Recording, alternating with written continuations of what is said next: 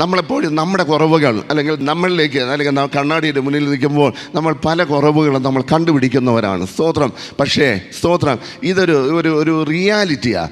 പക്ഷേ സ്തോത്രം, ദൈവം നിങ്ങളുടെ ജീവിതത്തെക്കുറിച്ച്, നിങ്ങളുടെ ഭാവിയെക്കുറിച്ച് ദൈവത്തിൻ്റെ ക്യാൻവാസിൽ വരച്ചിരിക്കുന്നത് ഒരു മനോഹരമായ ചിത്രമെന്ന് ഞാൻ നിങ്ങളുടെ അടുത്ത് പറയുകയാണ്. നമ്മുടെ ഏറ്റവും നല്ല കണ്ണാടി ഏതെന്നറിയാമോ?